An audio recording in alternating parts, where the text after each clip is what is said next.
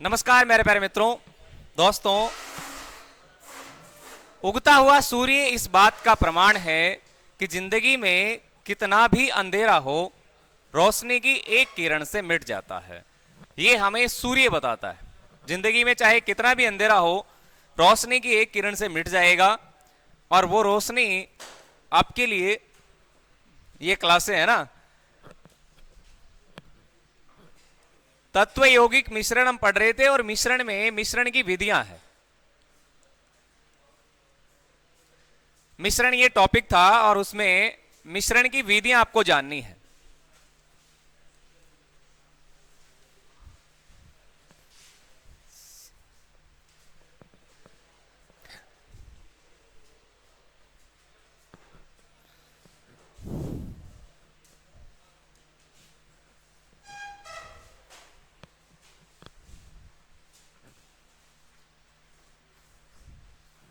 मिश्रण में घटकों का पृथक्करण क्या रहेगा?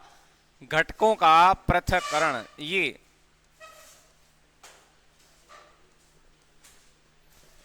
मिश्रण में घटकों का पृथक्करण।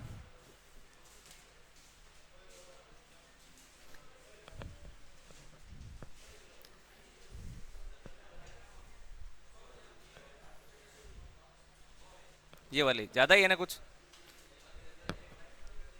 मिश्रण में घटकों का पृथक्करण, ये विधियां हैं बहुत सारी जो आपको देखनी है। हाँ, कुछ ज्यादा ही नजर आ रहा है ना, तभी गर्मी होगी।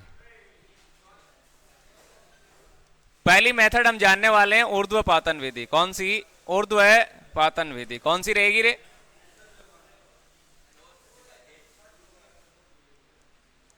ऊर्ध्वपातन विधि।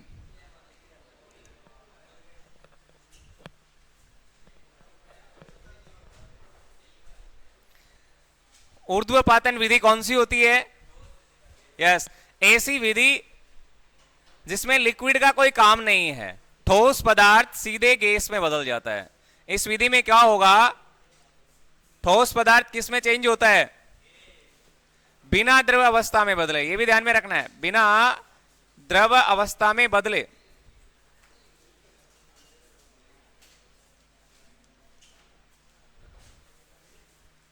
सीधे गैस में चेंज होगा।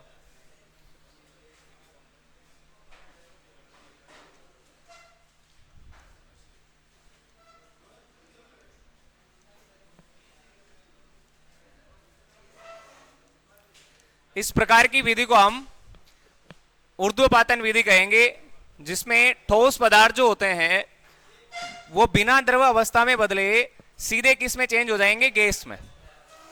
सीधे गैस में बदल जाएंगे, इसमें द्रव का कोई काम ही नहीं है। तो ऐसी विधि को हम ऊर्ध्वपातन विधि कहेंगे। राकेश कहां बैठा है? क्या बोला भाई इसमें? यह विधि क्या कहती है? ठोस पदार्थ जो होते हैं वो बिना द्रव अवस्था में बदले, ध्यान देना, बिना द्रव अवस्था में बदले सीधे किस में चेंज होंगे? गैस में। ठीक है जी। ठोस पदार्थों का सीधे गैस अवस्था में बदल जाना ऊर्ध्वपातन है।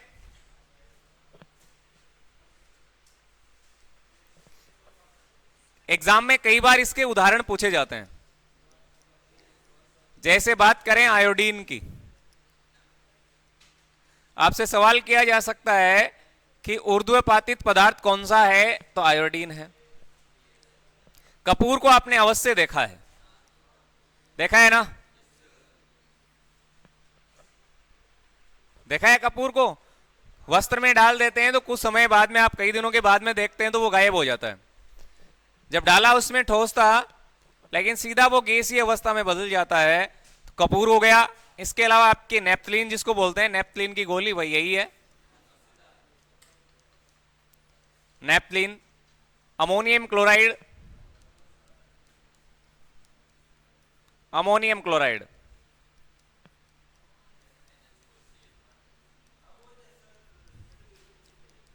NH4Cl, है ना?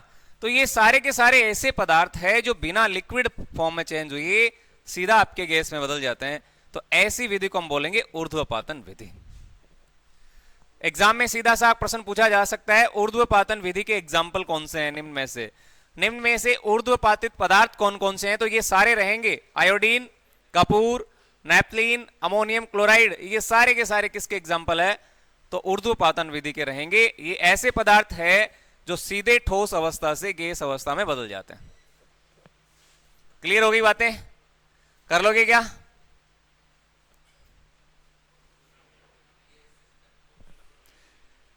कुछ भी नहीं है। ठोस पदार्थ किस में चेंज होते हैं? ठोस पदार्थ सीधे किस में चेंज हो जाते हैं? गैस में। बस इसमें द्रव अवस्था का कोई काम नहीं है, द्रव अवस्था नहीं होती इसमें, बस ये ध्यान रखना।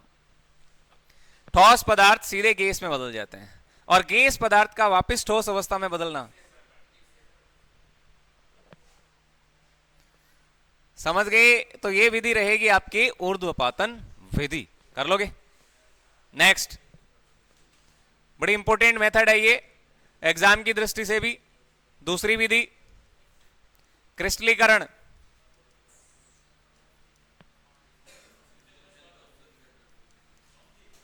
हाँ जी,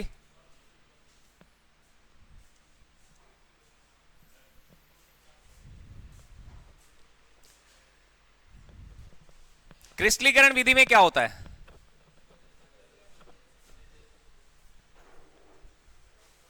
क्रिस्टलीकरण विधि क्या है बताओ? कोई बताना चाहेगा क्या क्रिस्टलीकरण विधि में क्या होता है? ऊर्ध्वपातन तो विधि कहती है कि ठोस पदार्थ सीधे गैस अवस्था में बदलते हैं। इस विधि में क्या होता है क्रिस्टलीकरण में?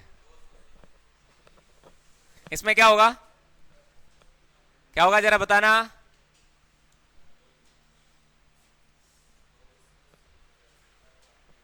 क्या होता है इसमें क्रिस्टलीकरण में?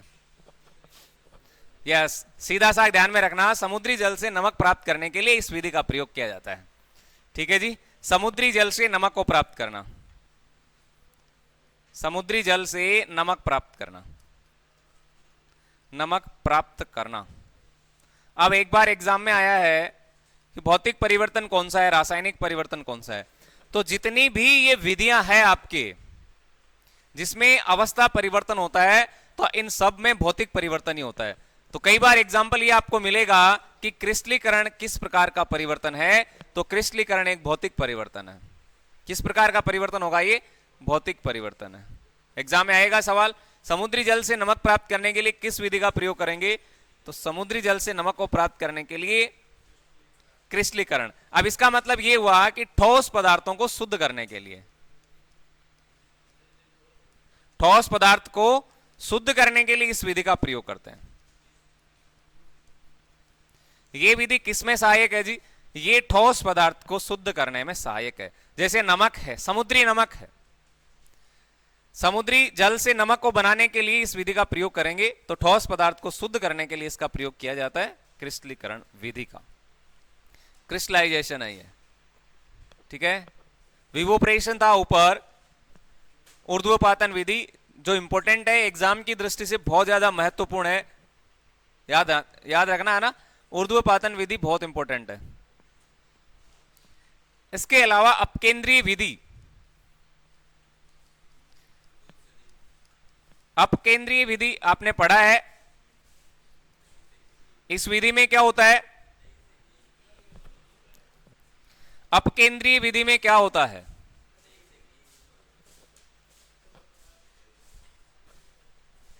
ये किस काम आती है अपकेंद्रीय विधि? क्या महेंद्र किस काम आती है? अपकेंद्रीय विधि का यूज कहां किया जाता है?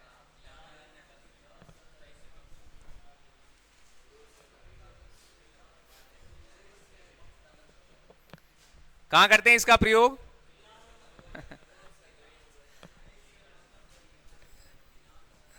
प्रयोगशाला में मूत्र व रक्त की जांच में सहायक है। पहली बात, प्रयोगशाला में मूत्र की जांच के लिए या रक्त की जांच के लिए किस विधि का प्रयोग किया जाता है? तो अपकेंद्रीय विधि का प्रयोग करते हैं। इसके अलावा दूध से मक्खन को अलग करने के लिए या मक्खन से घी को अलग करने के लिए इसी विधि का प्रयोग किया जाता है, या दूध से क्रीम निकालने के लिए। ठीक है, जो भी लिखना है ध्यान में रखना, दूध से क्रीम को पृथक करने के लिए, क्रीम क्रीम होती है ना, क्रीम पृथक करने के लिए इसी विधि का प्रयोग किया जाता है। वस्त्रों से जल को निचोड़ने के लिए इस विधि का प्रयोग किया जाता है। वस्त्र जो होते हैं उसमें से जल को बाहर निकालने के लिए भी इस विधि का प्रयोग करते हैं। वस्त्रों में से जल को निचोड़ने के लिए, ऐसा लिख दूं, निचोड़ने के लिए, हाँ जी उसी में। तो बहुत सारे इसके उदाहरण हैं, लेकिन आपको ध्यान में रखना है ये इंपॉर्टेंट एग्जाम्पल है। दूध से क्रीम को पृथक करने के लिए तो पूछा गया है कई बार, है ना, कई बार पूछा जाता है। ये दूध से मक्खन, घी, इनको अलग करने के लिए आप किस विधि का प्रयोग करते हैं? तो अपकेंद्रीय विधि। अपकेंद्र का मतलब होता है केंद्र से परे, आपने देखा है बिलोने के अंदर ऐसा करते हैं ना, केंद्र से दूर भागते हैं वो, घी को बाहर निकालते हैं कि नहीं निकालते? तो उसके लिए हम अपकेंद्रीय विधि का प्रयोग करते हैं। समझ गए? और देखते हैं एक दो विधियां। अपकेंद्रीय विधि में क्या होगा, जैसे प्रयोगशाला में मूत्र है और रक्त की जांच के लिए इसका यूज करेंगे, वस्त्रों में से जल को निचोड़ने के लिए इसका प्रयोग करेंगे, दूध में से क्रीम या घी को अलग करने के लिए इसका प्रयोग किया जाता है। समझ गए? इसका अर्थ है केंद्र से परे, केंद्र से दूर हटता है। जैसे ये है आपका, क्या है, बिलोना है क्या? अब यहां से इसको घुमाएंगे ऐसे, तो ये सारे के सारे अलग होते जाएंगे कण, केंद्र से दूर हटते जाएंगे, है ना। इसको बोला जाता है अपकेंद्रीय। और यदि केंद्र के पास आए तो उसको क्या बोला जाता है? अभिकेंद्रीय बोला जाता है। को क्या बोला जाता है? अभिकेंद्रीय। और देखते हैं एक दो विधियां। प्रभाजी आस्वन, ये इंपॉर्टेंट है। प्रभाजी आस्वन विधि, इस विधि का प्रयोग कहां करते हैं? प्रभाजी आस्वन। प्रभाजी आस्वन विधि का यूज कहां किया जाता है? कहां करोगे इसका प्रयोग? इस विधि में जिसका क्वथनांक, ध्यान रखना, ऐसे पदार्थ जिनका क्वथनांक, क्या, ऐसे पदार्थ जिनका क्वथनांक कितना होता है? 25 के से कम।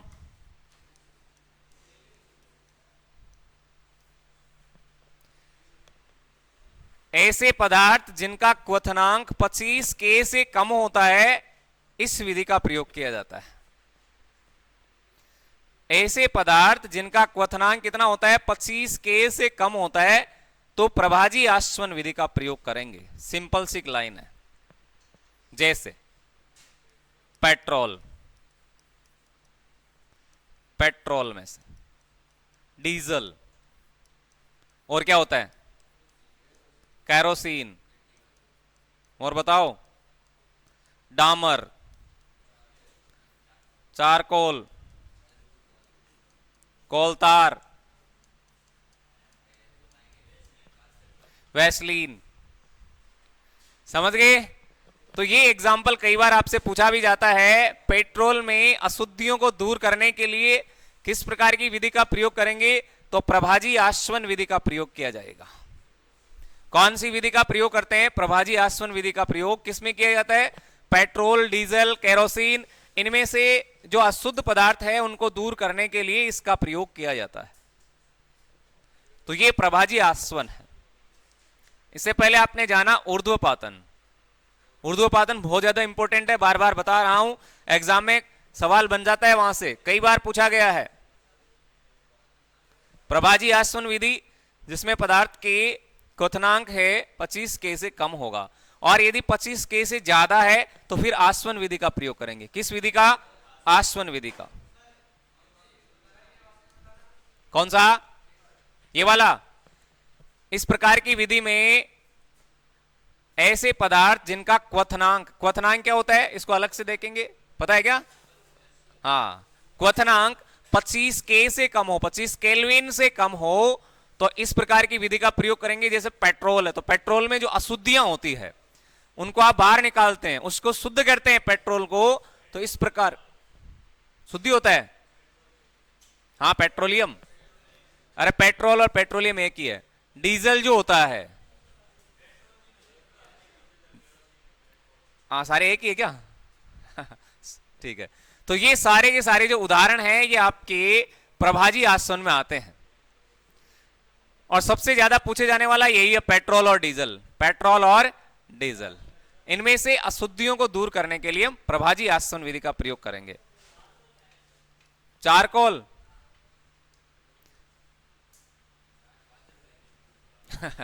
हाँ पूछ लो डोडवाडिया, बताओ डोडवाडिया क्या है इनको, सही बता रहा है तू?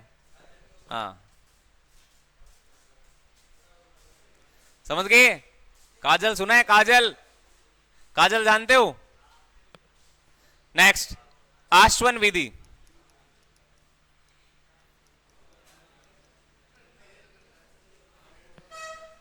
आश्वन विधि में क्या होता है, बस थोड़ा सा ध्यान में रखना, क्वथनांक जो होता है वो 25K से ज्यादा, क्वथनांक जो 25K से ज्यादा है तो हम इस प्रकार की विधि का प्रयोग करेंगे, वो रहेगी आसवन, और ये था प्रभाजी आसवन। दोनों में थोड़ा यही डिफरेंस है कि प्रभाजी आसवन में ऐसे पदार्थ जिनका क्वथनांक 25K से कम होता है उनका इसमें किया जाएगा, और 25K से ज्यादा क्वथनांक वाले में आसवन विधि का प्रयोग किया जाता है। ठीक है, जैसे एसीटोन होता है आपका, एसीटोन और जल का मिश्रण है उसमें, एसीटोन, एसीटोन जानते हो? एसीटोन क्या होता है रे?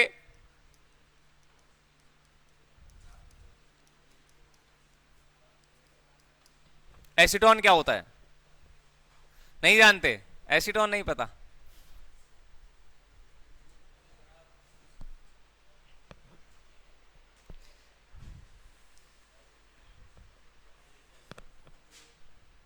एसीटोन और जल का मिश्रण आसवन विधि में करेंगे इसका यूज।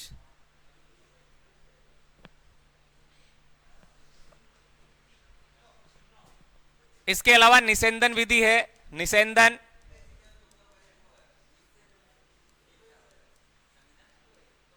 निसेंदन विधि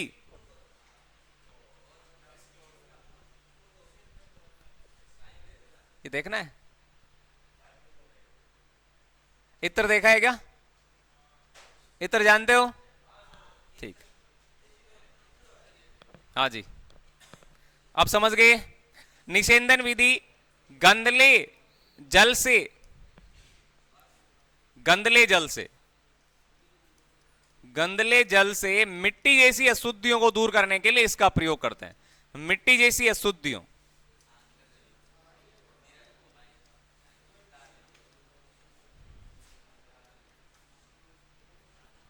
ये लो, गंदले जल में से मिट्टी जैसी अशुद्धियों को दूर करने के लिए हम निसेंदन विधि का प्रयोग करेंगे। किस विधि का प्रयोग करेंगे? निसेंदन विधि का। गंदले जल में से मिट्टी जैसी अशुद्धियों को दूर करने के लिए कौन सी विधि का प्रयोग किया जाता है?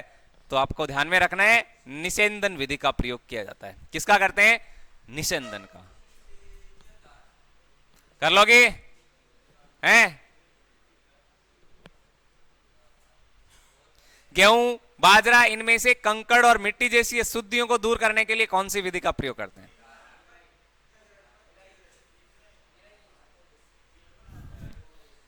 किसका करेंगे? है क्या? अरे गेहूं जो होता है उसमें मिट्टी है, कंकड़ पत्थर है, उसको दूर करने के लिए कौन सी विधि का प्रयोग करते हैं? अरे तो पृथक्करण के लिए तो पूछ रहा हूं, विधि कौन सी काम में लेंगे? उसको क्या बोलेंगे? तो उसको छालन विधि कहते हैं। क्या कहते हैं? छालन, या आपको हस्त चयन विधि भी कह सकते हैं। कई बार हस्त चयन विधि का प्रयोग करते हैं, हाथ से उसको बाहर निकालते हैं, हस्त चयन। छालन विधि होती है ऐसे, उसको कहते हैं छालन विधि। ठीक है, तो निसेंदन विधि में क्या करेंगे? गंदले जल से मिट्टी जैसी अशुद्धियों को दूर करने के लिए। और एक अंतिम विधि और लिखे हैं, वो है आपके क्रोमेटोग्राफी। कौन सी है? क्रोमेटोग्राफी।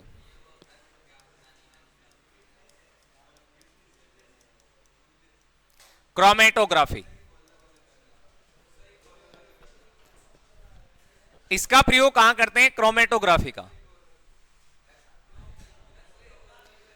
यहां ध्यान देना, क्रोमो का अर्थ होता है रंग।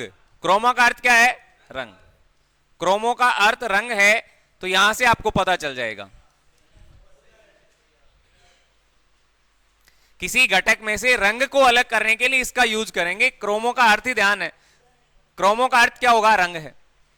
इसका उदाहरण यही तो है, और क्या है? गंदले जल से मिट्टी को है, ये उदाहरण ही है, और क्या है? गंदले जल में से मिट्टी को दूर करने के लिए अशुद्धि है। क्रोमो का अर्थ क्या होता है? क्रोमो का अर्थ क्या होता है भाई? रंग होता है। क्रोमो का अर्थ होता है रंग।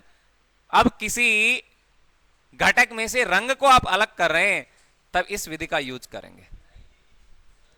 जैसे डाई में से रंगों को पृथक करना। उदाहरण देखें, डाई में से रंगों को बाहर निकालना, डाई में से रंगों को पृथक करना।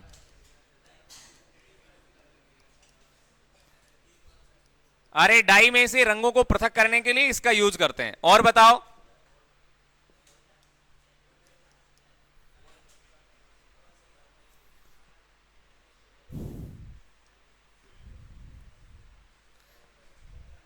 और कहां करेंगे?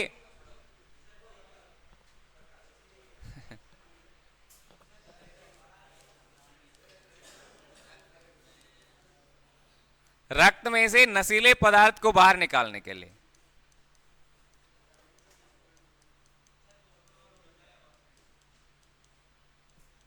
है कोई? हाँ, नशे का सेवन करता है, ब्लड में घुल जाता है, उसका पता लगाने के लिए इसका यूज करेंगे हम।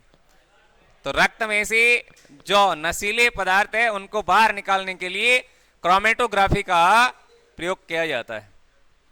आजकल सारी सुविधाएं हैं, है? है? हाँ, उसमें निकोटीन ही है।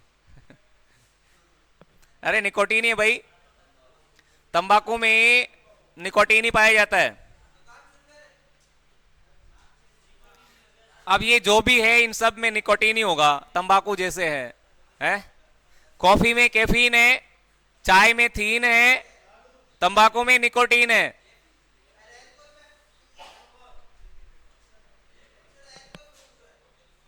हाँ, तो एल्कोहल आ गया इसमें, एल्कोहल की बात हो रही है, और क्या है? रक्त में से एल्कोहल नशीला पदार्थ है, उसको निकालने के लिए इसका यूज करेंगे। हैं? प्राकृतिक जो पंखुड़ियां हैं, पंखुड़ियां देखिए क्या? पंखुड़ियों में से रंग को निकालना।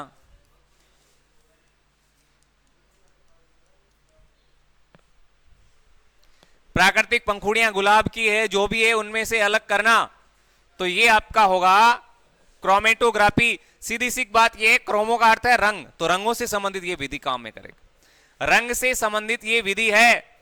अब रक्त का रंग लाल ही तो होता है, रंग ही है ये, और क्या? इसमें नशीले पदार्थ को बाहर निकालना है। पंखुड़ियों का रंग होता है, डाई का रंग होता है। इनमें से रंगों को अलग करने के लिए इस विधि का हम प्रयोग करते हैं। तो ये बहुत सारी विधियां हैं आपके सामने। इसमें से मुख्य जो विधियां हैं आपके, एक तो ऊर्ध्वपातन है, और इसके अलावा अपकेंद्रीय विधि, जहां से कई बार एग्जाम में प्रश्न पूछे गए हैं। क्लियर है ना? तो ये पीछे का बचा हुआ पार्ट था आपके। मिश्रण। अब चलना है हमें मिश्रण में ही। एक छोटा सा टॉपिक बच रहा है, वो है आपके मिश्र धातु। क्या बच गया? मिश्र धातु। इससे पहले आपने जाना तत्व क्या है, यौगिक क्या है, और मिश्रण। मिश्रण अपना चल ही रहा है। मिश्रण में आपने मिश्रण की विधियां जानी। अब है मिश्र धातु। धातुओं में मैंने बहुत सारी बातें आपको बताई थी। मिश्र धातु, दो या दो से अधिक धातुओं का समांगी मिश्रण। मिश्र धातु क्या है? आप परिभाषा नोट करेंगे। मिश्र धातु क्या है? दो या दो से अधिक धातुओं। कौन सी ऐसी धातु है जो कमरे के तापमान पर द्रवावस्था में होती है? पारा है क्या? और कौन सी अधातु कमरे के तापमान पर द्रवावस्था में होती है? दो या दो से अधिक धातुओं का समांगी मिश्रण। अरे समांगी मिश्रण जान गए, आपने जाना था होमोजीनियस और हेटेरोजीनियस। समांगी मिश्रण क्या होता है? जिसमें अवयव के सभी कण समान अवस्था में पाए जाते हैं, समांगी है, जैसे शरबत।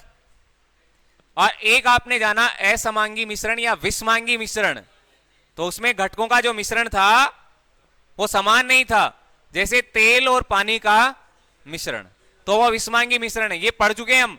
दो या दो से अधिक धातुओं का समांगी मिश्रण क्या कहलाएगा? समांगी मिश्रण क्या कहलाता है? मिश्र धातु कहलाता है। ये तो हुई इसकी परिभाषा, या इसको एक और रूप में लिख सकते हैं हम, धातु धातु, धातु धातु, या फिर धातु अधातु।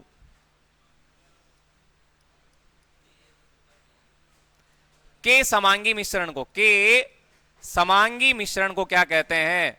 मिश्र धातु कहते हैं। के समांगी मिश्रण को क्या कहेंगे? मिश्र धातु कहा जाता है।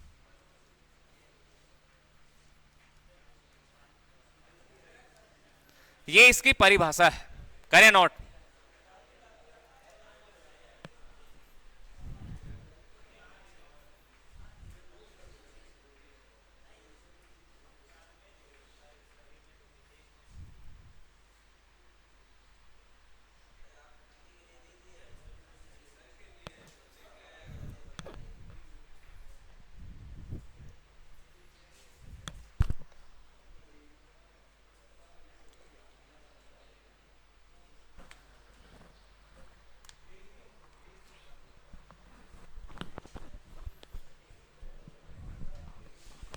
हो गया क्या? मिश्र धातु किसको बोलेंगे?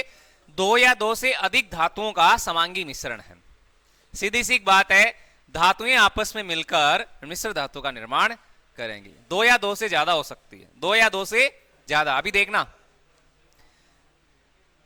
या फिर बोलें धातु धातु या धातु अधातु भी हो सकती है, उसका समांगी मिश्रण है, वो भी मिश्र धातु है। अब मिश्र धातुएं आप नोट करना और याद करना, एग्जाम में आई हुई है सारी की सारी। उदाहरण देखिएगा,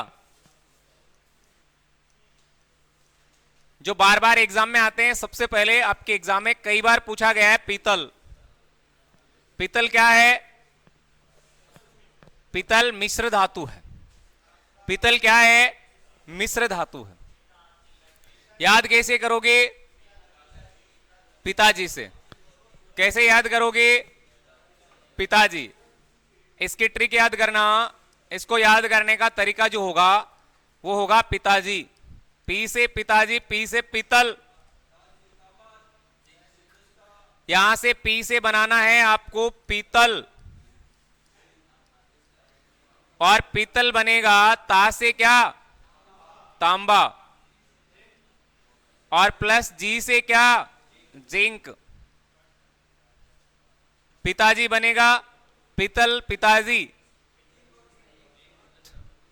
अब ये भी ध्यान में रखना, कई बार ये गलतियां होती है। तांबा को क्या लिखेंगे रे? Cu, कॉपर, और प्लस जिंक को क्या लिखेंगे? Zn। अब जिंक को ही क्या कहते हैं? जस्ता कहते हैं। जिंक को ही क्या कहा जाता है? जस्ता कहा जाता है। अवयव भी कई बार इसमें पूछा गया है, तो कॉपर 70% होता है और जिंक कितना परसेंट होता है? 30% होता है। ठीक है, तो पीतल पूछा जाए तो पीतल एक मिश्र धातु है जी। पीतल क्या है? मिश्र धातु है, जिसको आप याद कर सकते हैं पिताजी। तो पी से बनेगा पीतल, ता से तांबा, और जी से बन जाएगा जिंक। कर लेना याद। दूसरी मिश्र धातु नोट करें।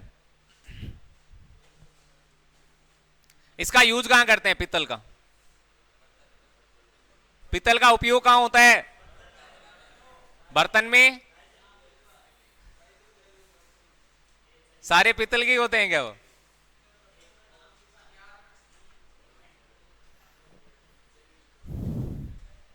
यार आगे, इस पीतल का उपयोग कहां करते हैं?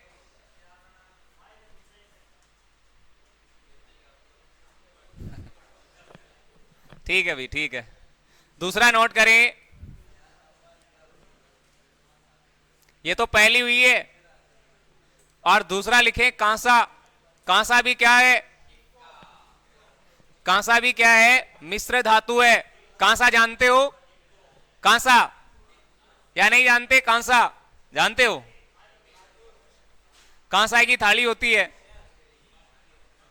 होती है ना, जिसको शुभ माना जाता है। कांसा की थाली या फिर छोटा है? हाँ। अब कांसा का यूज ज्यादातर कहां होता है? ब्याह में, शादी और ब्याह में होता है इसका यूज। होता है कि नहीं होता है? शादी में आपके लिए क्या आता है? शादी में क्या आता है? जब जब शादी होगी उससे पहले आपके लिए शुभ मुहूर्त में कांसा की थाली जो होती है उसमें आपके लिए यूज होता है, वो होता है टिक्को। क्या होता है? टिक्को। यही याद करना है बस। हाँ, टिक्को। हाँ, ये पता चलेगा आपको, है ना, इसलिए जल्दी से जॉब लग जाओ। टी से बना लेना टिन, और कौ से बनेगा कॉपर। टी से क्या बनेगा? टिन, और को से क्या बनेगा? कॉपर। और इन दोनों का मिश्रण क्या होगा?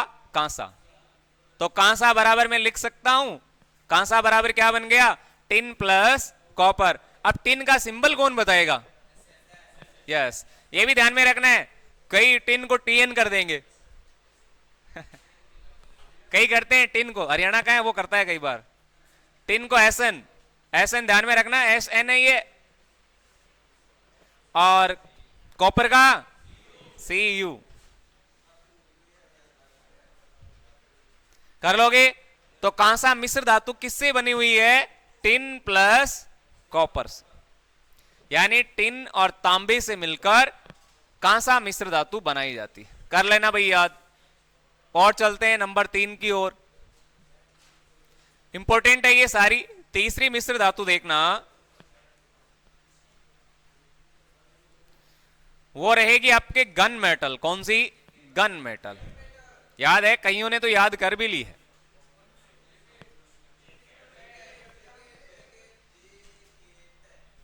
याद है ना? यस। अब गन, गन का मतलब होता है बंदूक। गन का मतलब क्या होता है?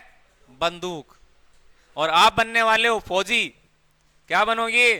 फौजी। जब फौजी बनोगे तो आपके पास होगी गन। और कई बार ऐसा समय आता है जब उसको छुपाने का काम पड़ता है, तो गन को कहां छुपाया जाएगा? जैकेट में। कहां? जैकेट में। यही इसको याद करना है। गन को कहां छुपाना है? जैकेट में। लो कर लो यहां से याद। जे से क्या बनेगा रे? जे से क्या बनेगा? जिंक बन गया, शाबाश। प्लस कैसे क्या बनेगा? कॉपर बनेगा। प्लस टे से क्या बनेगा? टिन बनेगा, टिन। तो जिंक प्लस कॉपर और प्लस टिन। मैंने कहा था कि दो या दो से अधिक धातुओं का समांगी मिश्रण मिश्र धातु। अभी दो ही आ रही थी ना, अब दो से ज्यादा भी है। तो दो या दो से अधिक। जिंक के लिए क्या यूज करोगे? Zn है। प्लस कॉपर के लिए Cu होगा, और प्लस टिन के लिए क्या काम में लेंगे? Sn। अब इन तीनों धातुओं के समांगी मिश्रण से गन मेटल को बनाया जाता है। किसको? गन मेटल को। करना याद। नेक्स्ट, पीतल वाली तो कई बार पूछी है, कांसा की भी खूब पूछी जाती है। गन मेटल, गन का मतलब बंदूक। ठीक है, याद हो जाएगा आराम से। Next, German silver. Number 4 German है सिल्वर। यह भी एक मिश्र धातु है।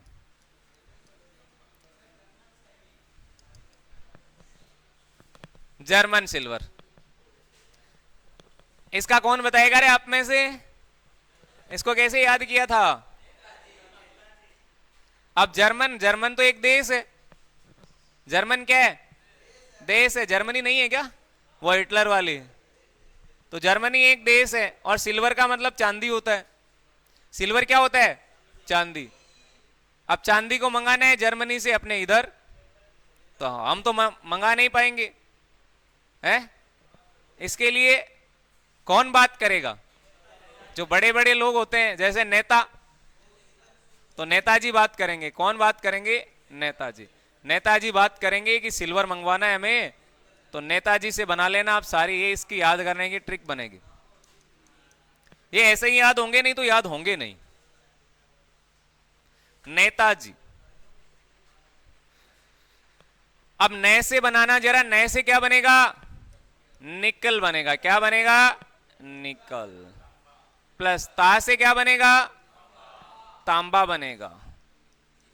प्लस जी से क्या बनेगा? जस्ता या जिंक, एक ही बात है। या तो आप जस्ता लिख दो या फिर जिंक लिख दो, एक ही बात है। इनके मिश्रण से कौन सी मिश्र धातु बन रही है? तो इनके मिश्रण से जर्मन सिल्वर बन रहा है। कर लोगे याद?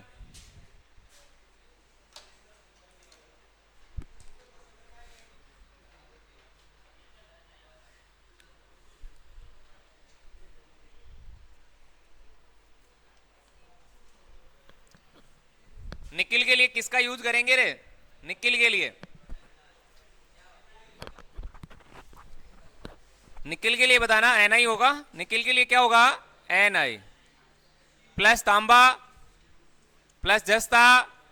मैंने उस समय बोला था ये बहुत काम आएंगे, ये वाले कॉपर वाला तो बहुत ज्यादा काम आता है मिश्र धातुओं में। उस समय आपको लिखाया गया था, कर लेना, याद करना इसको, ठीक है? ये कॉपर हो गया और ये जिंक हो गया। इसके अलावा सोल्डर एक और मिश्र धातु है जो इंपॉर्टेंट है। नंबर 5 डाल के लिखें आप, सोल्डर। ये भी बहुत इंपॉर्टेंट है, एग्जाम की दृष्टि से ये बहुत इंपॉर्टेंट रहेगा। सोल्डर मिश्र धातु। अब सोल्डर क्या होता है?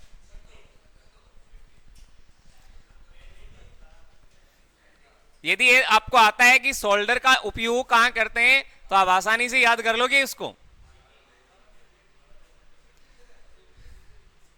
सोल्डर का उपयोग किया जाता है तारों पर वेल्डिंग करने के लिए। कहां करते हैं? तारों पर वेल्डिंग के लिए। तारों पर वेल्डिंग करने के लिए किसका उपयोग किया जाता है? सोल्डर का। अब जब तार पर वेल्डिंग कर रहे हैं, कई बार ऐसा होता है कि तार को आपस में क्या करते हैं धनसुख? अब जिसको पता नहीं है वो प्लस को माइनस, माइनस को प्लस, आपस में तारों को, है ना? जब तार को आपस में ऐसे भिड़ा देंगे, टच कर देंगे, तो क्या होगा? वहां से आवाज निकलेगी। आवाज ही तो निकलेगी, और क्या होगा? और उस आवाज को हम बोलेंगे, उस आवाज को हम बोलेंगे सिट्टी। क्या बोलेंगे? सिट्टी। लो बन गया, ये इसकी ट्रिक हो गई। भाई तार को आपस में टच कर रहे हैं, और क्या निकलेगा? आवाज ही तो निकलेगी, तो इसको बोलेंगे सिट्टी। सिटी नहीं होता है सिटी, आवाज के लिए इसका सिटी का यूज करते हैं ना, सिटी। तो सी से बना लेना सीसा, और प्लस टी से बना लेना टिन, और इन दोनों का मिश्रण बनेगा सोल्डर, जिसका प्रयोग कहां करते हैं? तारों पर वेल्डिंग करने में। एक सवाल यहां से बनने वाला है एग्जाम में मिश्र धातु से, चाहे वो धातु से आए, चाहे मिश्र धातु से आए, या फिर अधातु से आए, या उप धातु से आए, लेकिन आएगा जरूर एक सवाल। एक ही तो बनाना है, 5 ही तो सवाल बनाने, बनेगा एक प्रश्न यहां से बनने वाला है। सीसा, सीसा को क्या लिखते हैं? और प्लस टिन को क्या लिखेंगे? ऐसा। ध्यान देना, सीसा क्या है? सीसा क्या है? नोट डाल के लिख लेना। अरे सीसा क्या है?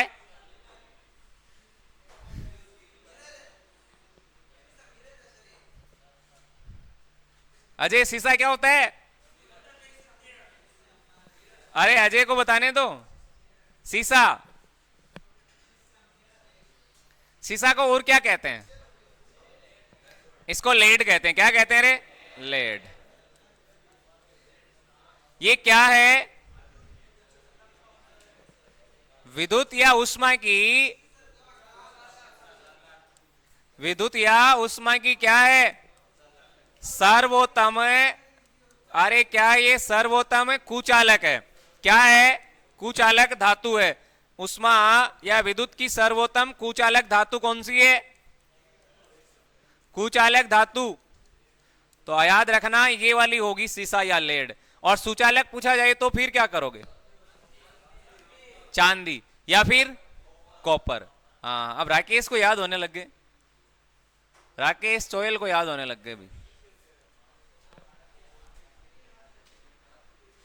कर लोगे याद?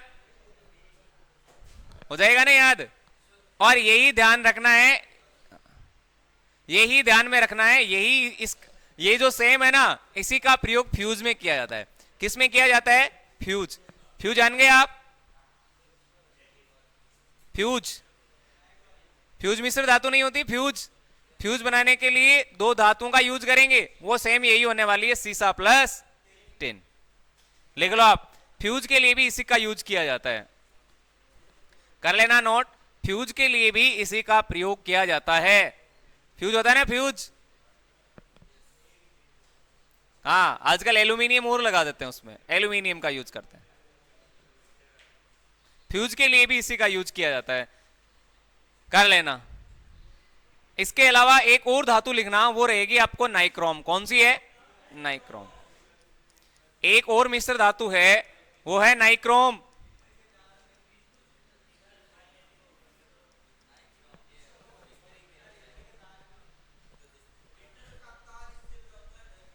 नाइक्रोम का बनता है क्या?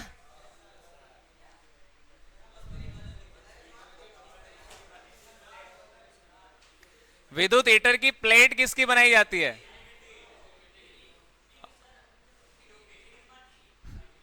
और उसके साथ में क्या होता है? याद रखना, जो हीटर है, हीटर होता है ना, हीटर, हीटर किस विद्युत धारा के किस सिद्धांत पर आधारित है? ये ऊष्मीय प्रभाव पर। पहली बात तो ये हो गई। लेकिन हीटर की जो प्लेट है, हीटर की प्लेट किसकी बनती है? तो याद रखना, चीनी मिट्टी। हीटर की प्लेट किसकी बनती है? चीनी मिट्टी प्लस पीओपी की। किसकी बनती है? पीओपी की। और हीटर में जो तार लगे रहते हैं, तार किसके बनते हैं? वो नाइक्रोम के।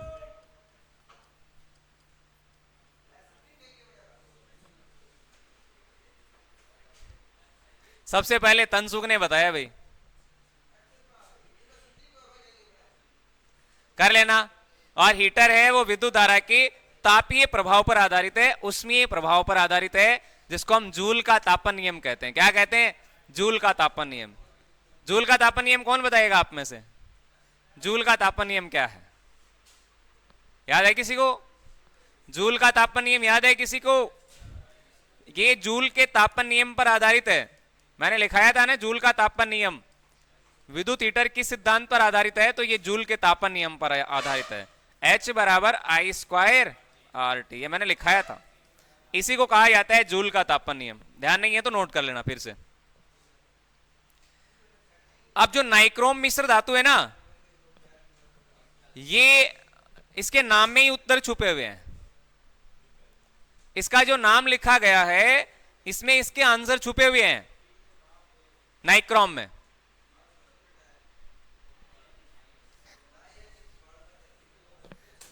है भाई, बताओ देखे नाइक्रोम में क्या क्या क्या नाम आ रहा है? एक तो आ रहा है NI, NI आ रहा है ना, प्लस क्रो, क्रो का मतलब Cr है कि नहीं? मैग्नीशियम नहीं, मैग्नीज, ठीक है, Mn। और एक अपनी तरफ से जोड़ लेना, वो होगा फेरस। इनसे मिलकर बना हुआ है नाइक्रोम। यानी निकिल ये बन गया निकिल, Na का मतलब हो गया निकिल। यहां से बना लेना भाई नाइक्रोम, Na से बनेगा निकिल। Cr क्रो का मतलब हो गया Cr, और इसका मतलब है क्रोमियम। क्या है? क्रोमियम। प्लस ये ऐसे हैं, एक भी आपने गलत कर दिया तो गलत ही है, फिर पूरा पूछा जाएगा नाइक्रोम में कौन सी धातु नहीं है, तो इनमें से एक कोई चेंज कर दिया तो फिर गलत हो जाएगा। ये मैग्नीज है, ये क्या है? मैग्नीज है। और प्लस ये Fe जो लिखा गया है ना, ये फेरस है, लोहा, जिसकी कमी से कौन सा रोग होता है? एनीमिया होता है। फेरस या लोहे की कमी से एनीमिया रोग होता है। ये कई बार एग्जाम में आया हुआ है, और पिछले आर्मी के पेपर में आया हुआ भी है। ये आयरन की कमी से कौन सा रोग होता है? आयोडीन की कमी से। हाँ, तो ये ध्यान में रखना है।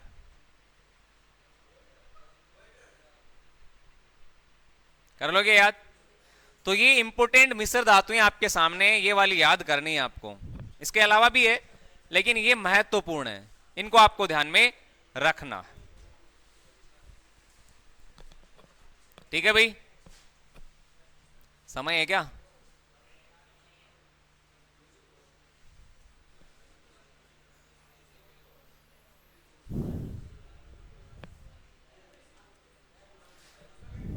चलो क्वेश्चन लेंगे।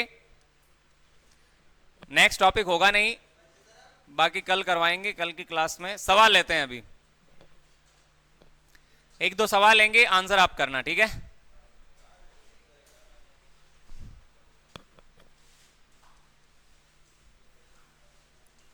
निम्न में से गलत की पहचान करें।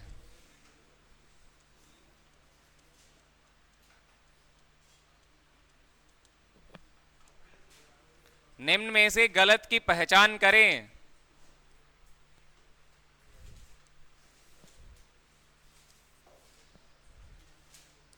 एक तरफ मैंने लिया है मिश्र धातु, और दूसरी तरफ लिया है अवयव। अभी देखते हैं किसका आंसर सही आता है, बिना देके बताना है भाई।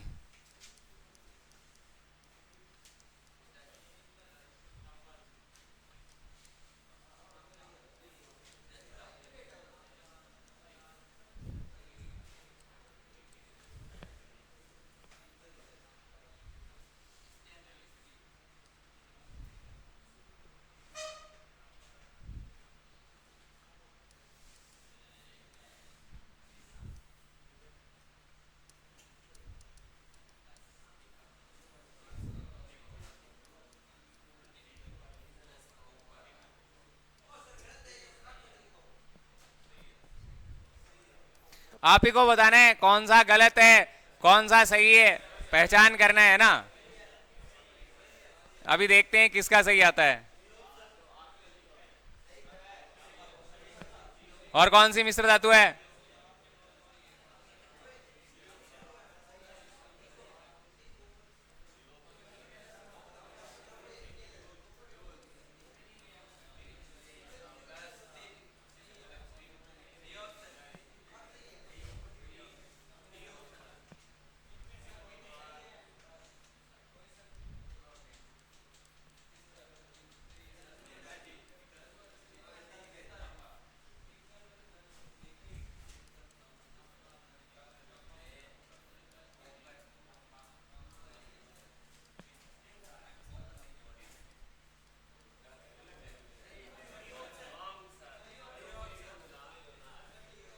अब बताओ भाई, इस प्रश्न का आंसर क्या रहेगा?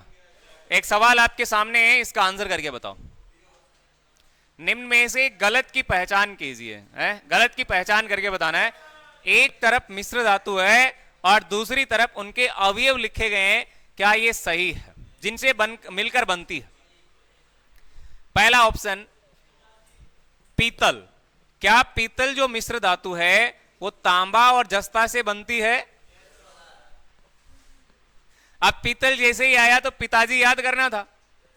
पिताजी, ताजी, पिताजी। पिताजी में क्या आ रहा है? पिताजी। लो, पिताजी में क्या आएगा? पी से पीतल, ता से तांबा, और जी से क्या बनेगा? जस्ता या जिंक, इसका मतलब ये वाला सही है। ऊपर पूछा गया है गलत, ऊपर क्या पूछा गया है गलत, ये वाला तो सही है। बी की ओर चले, कांसा, और कांसा में कहीं, कांसा में क्या, कांसा में क्या, टीको, टीको टीको, इसका मतलब टिन प्लस कॉपर, और कॉपर को क्या कहते हैं, तांबा कहते हैं। इसका मतलब ये भी सही है भाई, ये भी सही है, ये भी सही है। अब देखते हैं सी वाला, फ्यूज। फ्यूज आपको पता है, सिटी है, फ्यूज उड़ गई, सिटी, सीसा और टिन, इसका मतलब ये वाला भी सही है। सिटी बन रहा है ना, सिटी, ये रहा। जर्मन सिल्वर, जर्मन सिल्वर के लिए नेताजी काम में लेते हैं, क्या, नेताजी, नेताजी काम में लेंगे। तो बना के बताओ मुझे, नेताजी से बन रहा है क्या, नए से निकल बनेगा, ता से तांबा बनेगा, प्लस जी से जिंक बनेगा। क्या ये वाला मैच हो रहा है, नहीं है। इसमें क्या क्या आ रहा है, निकल तो आ रहा है, प्लस तांबा आ रहा है, लेकिन जिंक नहीं है, एल्यूमिनियम आ रहा है। इसका मतलब ये वाला गलत है, तो ये बिल्कुल सही आंसर होगा। अब ये कब होंगे, जब आपको याद होंगे, ये कब होंगे, जब आपको याद होंगे। समझ गए। एक सवाल और लेके क्लास से लेंगे विदा, एक सवाल और लेते हैं,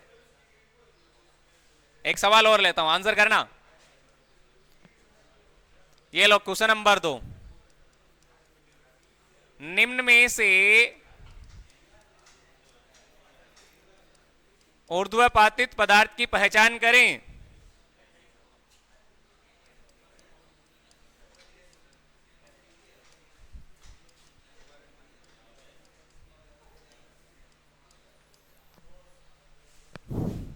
तनसुक आंसर करेगा इसका, देखना, तनसुक का आंसर बताना, तनसुक आपको बताना है।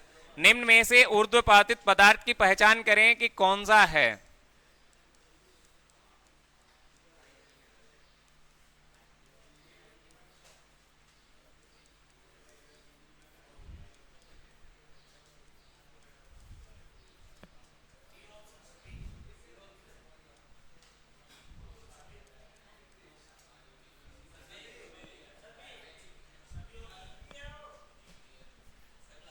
तंसुक क्या आंसर आ रहा है, तंसुक का आंसर, निम्न में से ऊर्ध्वपातित पदार्थ कौन सा है।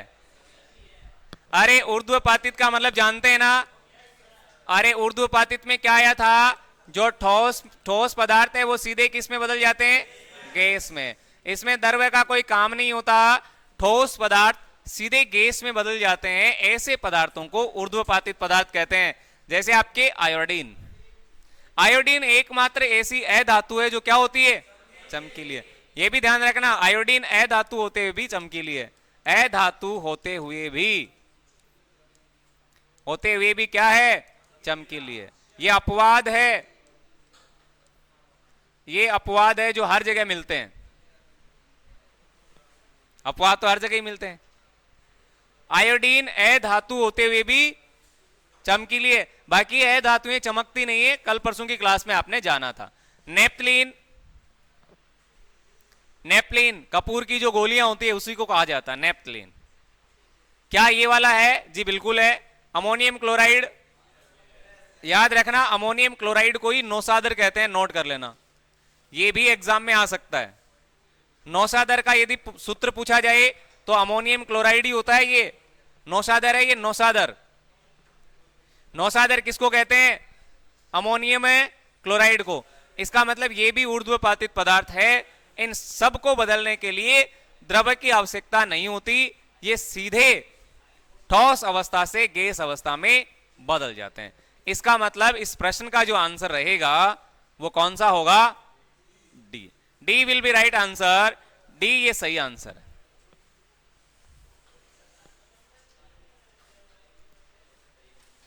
ठीक है, तो ये थी आज की हमारी क्लास। मिलते हैं आगे, तब तक के लिए जय हिंद, जय भारत, वंदे मातरम।